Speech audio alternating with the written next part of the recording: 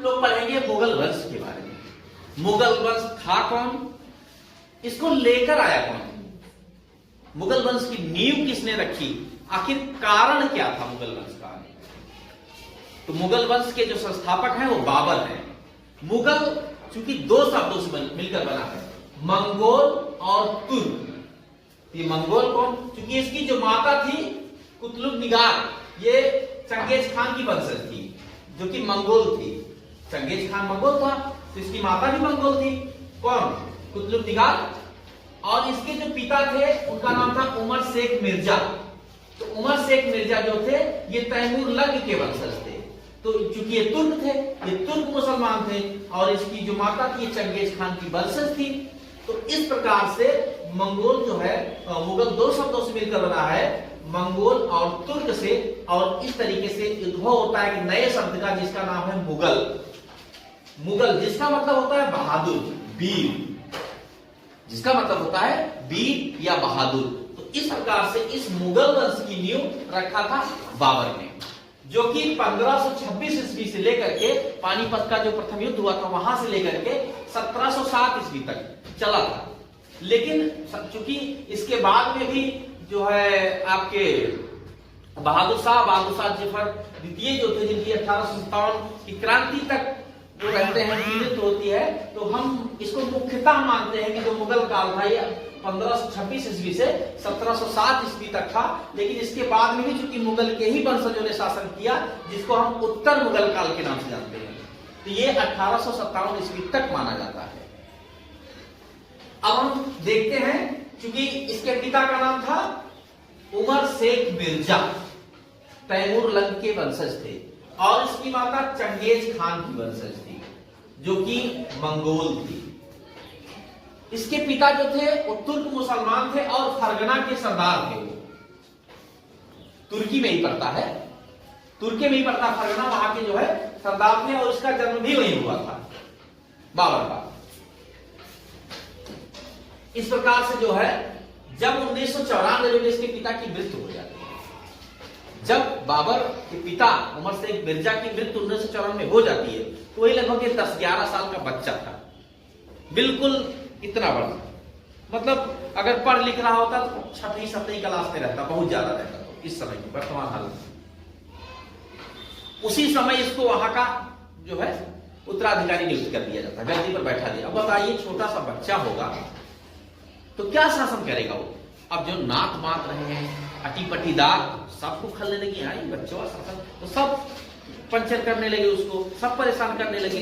भाई 11-12 साल का बच्चा देखने में तो बहुत आसान लगेगा, सबको बहुत परेशान करने लगे उसको। लेकिन फिर भी उन हालातों से बाबर लड़ता था, भागा नहीं।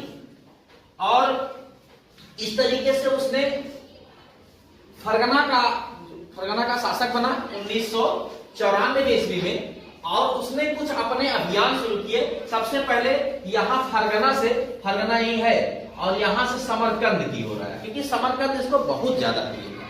समरकंद इतना ज्यादा प्रिय था जिसको पूछो ही ना। वो सोचता था कि यहाँ का मैं शासक बनूं, बहुत पसंद करता था। लेकिन चूंकि यहाँ पर और ज्यादा दिक्कत थी, यहाँ पर गया समरकंद जीतने के लिए और हार गया, असफल रहा। असफल हुआ तो, लेकिन हारा नहीं, हताश निराश नहीं हुआ, बिल्कुल नहीं हताश निराश हुआ। तो फिर यहां से आया ये समरकंद, पश्चिमी छोर पर गया, लेकिन हार गया, असफल रहा, हताश निराश नहीं हुआ। कोई बात नहीं भाई, हार हुई तो हार हुई, बच्चा भी था, लेकिन सीखा उसने। हम लड़ाई लड़े, हार गए, कोई बात नहीं, सीखेंगे। दो ही काम होता है, या तो सीखेंगे या तो जीतेंगे। तो जीता नहीं तो सीखा। फिर उसके बाद जब उसने 1497 में 3 साल बाद फिर अभियान किया, और अभियान करने के बाद में उसको जीत तो मिली, लेकिन 3 महीने बाद फिर उसको भागना पड़ा। लेकिन वो चूंकि विचलित नहीं हुआ, भागा वहां से। भाई शासन करने दिक्कत थी, तमाम सरदारों ने, उलमाओं ने इसको एकदम परेशान कर दिया, हमला किया, युद्ध किया, मतलब एकदम परेशान भी हो गया। बच्चा भी था, बहुत ज्यादा उम्र भी नहीं थी। फिर इसके बाद में 97 के बाद 1501 से, लेकिन कहां हार मानने वाला था बाबर। फिर उसने 1501 ईस्वी में समरकंद की ओर फिर कूच किया, फिर कूच किया, गया, जीता भी, और इस बार वो किसी तरीके से 8 महीने तक शासन किया। लेकिन वहां के तुर्क मुसलमानों ने उसको बहुत परेशान किया, तंग किया वहां के सरदारों ने, और इस तरीके से बहुत परेशान होकर के फिर वो भागा वहां से। अभी भी संतुष्टि नहीं मिली उसको, फिर भागा, और वहां से भागने के बाद समरकंद में आता है और यहां से फिर भागा फरगना। ये कई बार यहाँ का अभियान किया, लेकिन समरकंद को पूर्ण रूप से जीतने में असफल रहा। इस बार ये जो है 8 महीने तक शासन किया, किस तरीके से फिर भागा। वहां से भागने के बाद इसने काबुल और गजनी 2 क्षेत्रों को बड़ी आसानी से जीता। सोचा है इधर गए 3-3 4-4 बार जीतेंगे ना पाए, हार गए हम, इतनी समस्या है, और यही देखा काबुल और यही गजनी बड़े आराम से जीत लिया। तब इसको समझ में कुछ आने लगा है। इसका मतलब है अगर हम इधर के बजाय इधर बढ़ेंगे तो हमको आसानी होगी। इसने सोचा कि अगर हम इधर समरकंद के बजाय इधर काबुल साइड में बढ़ेंगे तो हमको थोड़ा सा आसानी होगी, लड़ने भिड़ने में उतनी समस्याएं नहीं होगी। अब इसने क्या किया, फरगना चूंकि यहीं का था ये, अब इस इधर की ओर जो है धीरे धीरे बढ़ना अपना आरंभ किया।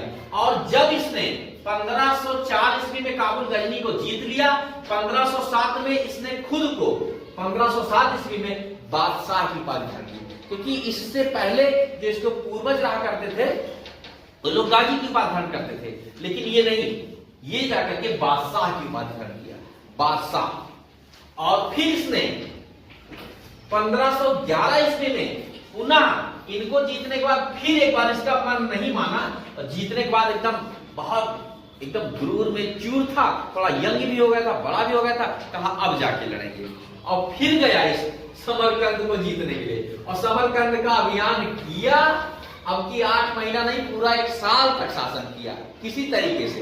12 महीने 13 महीने शासन करने के बाद फिर एकदम परेशान हो गया, फिर इसको भागना पड़ा, और 1 साल बाद फिर जो है ये यहां से पुनः फिर भागा।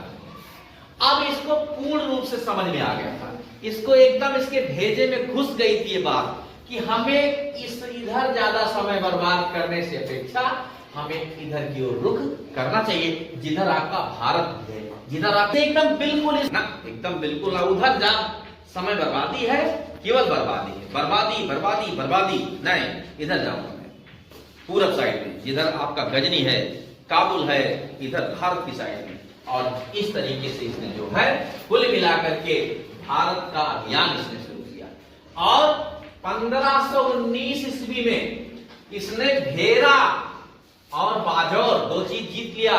पाकिस्तान अफगानिस्तान की बॉर्डर पे ही पड़ते हैं ये क्षेत्र, भेरा और बाजौर, इनको भी बाबर ने क्या किया, जीत लिया। अब कुल मिलाकर के इधर इतना क्षेत्र इसके कब्जे में, पूर्ण रूप से इतना क्षेत्र क्या किया, कब्जा कर लिया।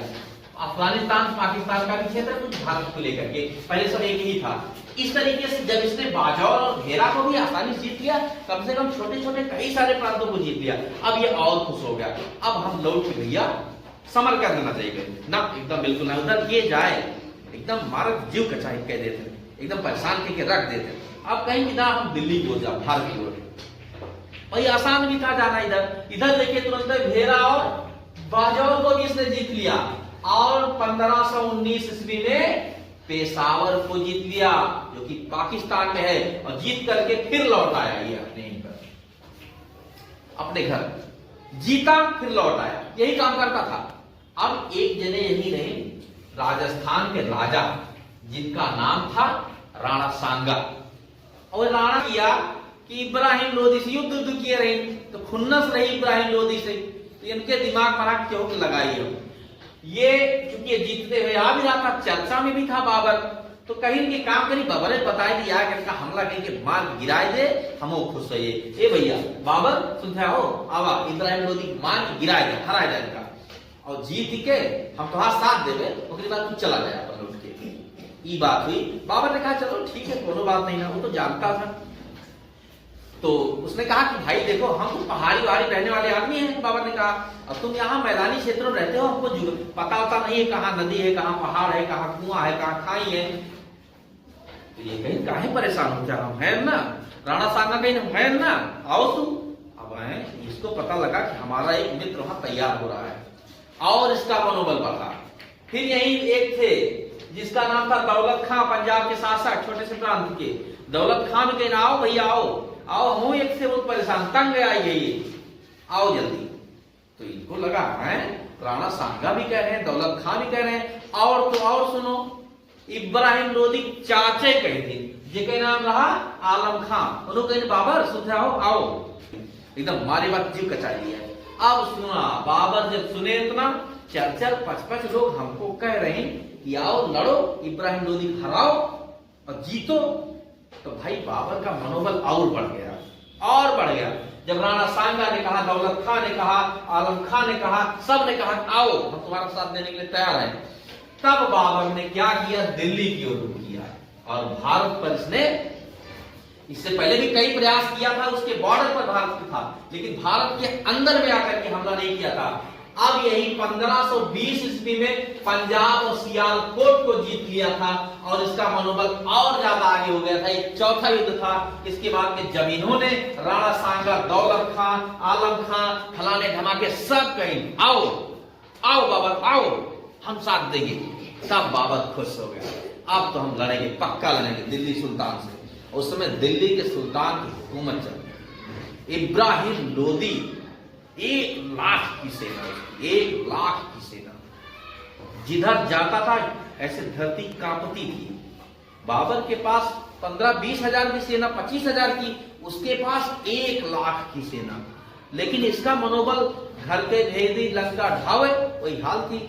4-5 ने कहीं आओ आओ हम लड़ब तो नहीं होती, तो इसने कहा कोई बात नहीं, होगा चाहे जो।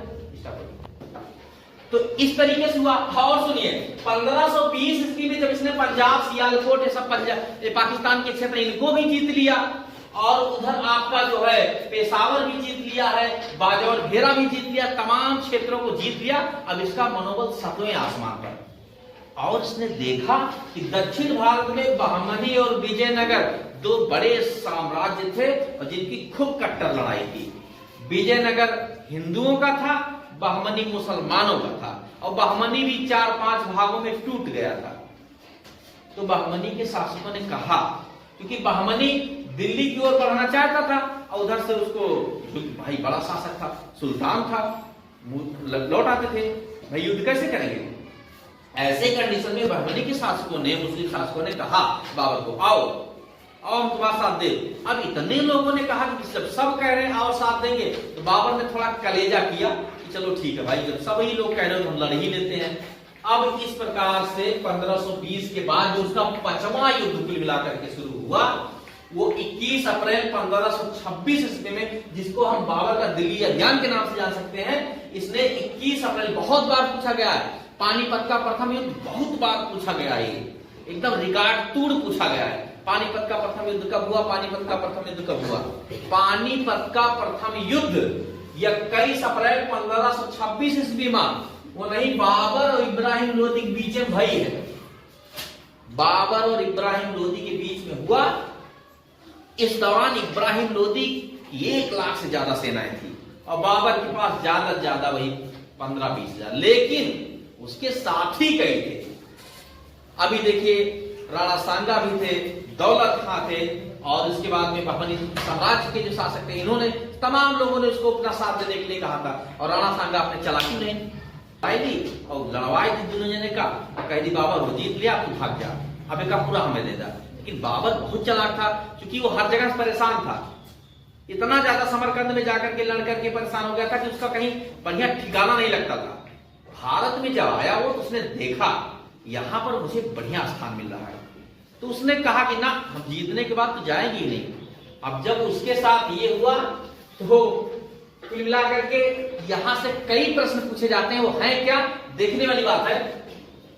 बाबर और इब्राहिम लोदी का पानीपत का प्रथम युद्ध 1526 ईस्वी में हुआ, और इब्राहिम लोदी उसी मैदान जंग में मार दिया गया। सोचिए, 20,000 की सेना लेकर के 25,000 की सेना बाबर की, 1 लाख की सेना इब्राहिम लोदी, और दोनों ओर से खट खट खट खट तलवार लड़ रही थी। लेकिन बाबर जीता कैसे, कारण था उसका जीतने का, बाबरा की ओर से बंदूक से चल रही और गोला, ये 2 चीजें पूछा जाता है। इसमें उस्मानी विधि का प्रयोग किया, बाबर ने, ये पूछा गया उस्मानी विधि क्या है? उस्मानी विधि युद्ध नीति है जिसमें तोप का प्रयोग किया जाता है। उस्मानी विधि एक युद्ध नीति है जिसमें तोप का प्रयोग किया जाता है, और इसमें तोपों का संचालन जो करते थे वो अली कुली थे। अली कुली ने तोपों का संचालन किया, उस्ताद मुस्तफा ने बंदूक का। तो इस प्रकार से अली कुली ने तोपों का संचालन किया, उस्ताद मुस्तफा ने बंदूक का संचालन किया। बहुत विधिवत, इतना विधिवत कि एकदम इब्राहिम लोदी की सेना तितर बितर हो गई, इधर उधर भागने लगी, पानी ढूंढने लगी। पानी कहां मिलेगा? इब्राहिम लोदी वही एकदम मैदान जंग में मार दिया गया। पहला ऐसा सुल्तान था जो उसी युद्ध भूमि में मारा गया था, ये इब्राहिम लोदी। और पूरे तरीके से खत्म हो गया इसका, पूरा दिल्ली सल्तनत ढह गया, किला ढह गया, और बाबर ने अपना एक नया वंश का उदय किया जिसका नाम मुगल वंश। और इस प्रकार से 1526 ईस्वी में बाबर की जीत होती है। इधर से 13,000 15,000 सेना बाबर लिया था, 1 लाख से ज्यादा सेना इब्राहिम लोदी की थी, लेकिन फिर भी इसकी हार होती है और बाबर जो है पूर्ण रूप से जीत जाता है। इसलिए ये क्या नाम से पानीपत का प्रथम युद्ध बहुत महत्वपूर्ण है, कई बार पूछा गया है। कब हुआ था? 21 अप्रैल 1526 ईस्वी को। आगे देखिए, इसके बाद में दूसरा, इसमें 1526 ईस्वी में जब ये युद्ध जीत लिया, जब इसने युद्ध पूर्ण रूप से जीत लिया पानीपत का, तो खुद को बादशाह घोषित किया पुनः, और बादशाह घोषित किया। और युद्ध में जब उसने जीत लिया, भाई इसके सैनिकों ने बहुत महत्वपूर्ण कार्य किया था, इसने चांदी का सिक्का बंटवा दिया था, खूब चांदी का सिक्का बंटवाया सबको। और चांदी का सिक्का जब बंटवा दिया तो लोगों ने इसको कलंदर की उपाधि दी, दान देने वाला कलंदर की उपाधि धारण करने वाला बादशाह था बाबर। लोगों ने इसको कलंदर की उपाधि, ये भी कई बार पूछा गया है, प्रतियोगी परीक्षाओं में कई बार पूछ लिया गया है कि कलंदर की उपाधि किसने धारण की थी? बाबर ने की थी। लोगों ने इसको दिया था कलंदर की उपाधि। क्यों दिया था? क्योंकि इसने चांदी के सिक्के बंटवा दिए थे लोगों को, खूब बांटा था खुशी में होकर के कि भाई तुम लोग 15-20 हजार थे, 1 लाख थे, तुम हरा दिए हो, ले जाओ, खूब सिक्का ले जाओ। और जब इसने जीत लिया तो कलंदर की बात धारण की। अब राणा सांगा सोचत है कि एक बात बताओ, जीत तो लियो, इब्राहिम लोदी को मार डालो, हमारा सबसे बड़ा दुश्मन रहा। अब एक काम करो भैया बाबर, तुम जाओ, यहां जाओ, हमका राजपाट करे दो। अब बाबर सोचने लगा, चला जाएगा यहां से, कदाप नहीं, अब तो जीते हैं तो हम राज करें, बिल्कुल हम यहीं रहेंगे। अब राणा सांगा को खटकने लगी ये बात। बाबर ने कहा कि तुम मेरा साथ आप नहीं दियो, जबकि बहुत साथ दिया था राणा सांगा ने। अगर ये ना कहा होता तो बाबर ये ना करता, लेकिन कहा बिल्कुल नहीं, तुम मेरा साथ ही नहीं दियो, कोई साथ नहीं दिया मैंने, मैं अकेले जीता हूं। अब राणा सांगा को खटकने लगी।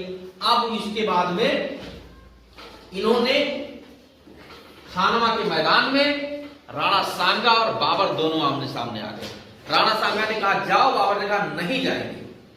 तो राणा सांगा की बहुत खली है बाबा, बहुत वीर भी कारण, इसके शरीर में कम से कम 50-60 घाव थे राणा सांगा के। राजपूत ठाकुर था, क्षत्रिय, अब राजपूत और बिल्कुल 7 फीट का, बहुत हट्टा कट्टा। बाबर अगर उसके शरीर के मुकाबले में आते तो बाबर को यही ऐसे पीस देता है, दबा देता है ऐसे, तब भी वो अगट जाते। बहुत ताकतवर था राणा सांगा भी। इसने कहा कि कोई बात नहीं है, अगर तुम नहीं जाओगे तो हमसे युद्ध करो। अब दोनों का जो है युद्ध होता है, जिसको खानवा के युद्ध के नाम से जाना जाता है। 1527 ईस्वी में 1527 ईस्वी में खानवा का युद्ध होता है। राणा सांगा यहां बिल्कुल हार जाता है और हार करके भाग जाता है। और उसके हारने का कारण यहां पर 3-4 पॉइंट बहुत महत्वपूर्ण है। वो कारण क्या था? क्योंकि युद्ध नीति अपनाया था बाबर ने और जिहाद का नारा दिया था। जिहाद का मतलब इस्लाम को बचाने के लिए लड़ने वाला, इसने जिहाद का नारा दिया, धार्मिक युद्ध इसको बना दिया बाबर ने। और कहा कि कसम खाओ कि जब तक जान है तब तक लड़ेंगे हम, जब तक जान है तब तक लड़ेंगे हम। इस तरीके से एकदम धार्मिक युद्ध बना दिया बाबर ने। इसके पास सैनिक तो कम थे, लेकिन जोश एकदम पूरा भर दिया था, जिहाद का नारा दे दिया था। और इस प्रकार से जो है राणा सांगा बुरी तरीके से हार गए इस युद्ध में। और युद्ध में जब हारने के बाद इसने जीत हासिल की बाबर ने, तो अब यहां पर इसने गाजी की उपाधि धारण की। बाद में गाजी की उपाधि धारण किया बाबर ने।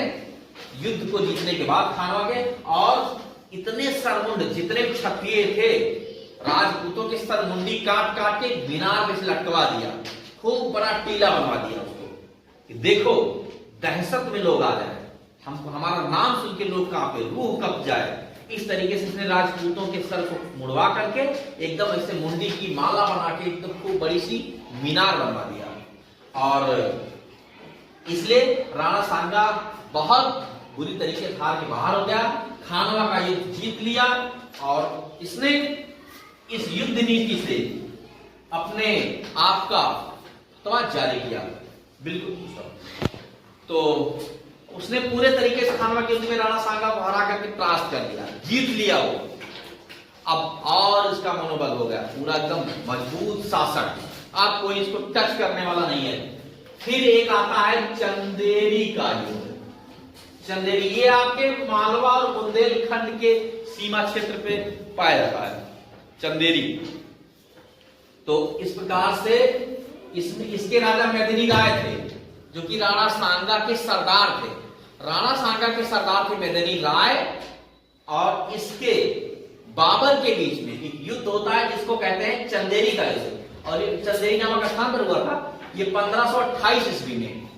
और क्योंकि बाबर ने कहा था, वो जानता था कि इसका एक सरदार है मेदिनी राय जो कि यही का शासक है, इसने संदेशा भिजवाया था कि अपनी अधीनता स्वीकार कर लो मेरे सामने। मेदिनी राय ने कहा ना, हम अधीनता स्वीकार नहीं करेंगे। लेकिन फिर उसने हमला किया, दोनों में भीषण युद्ध हुआ, और मेदिनी राय की बुरी तरीके से हार हुई।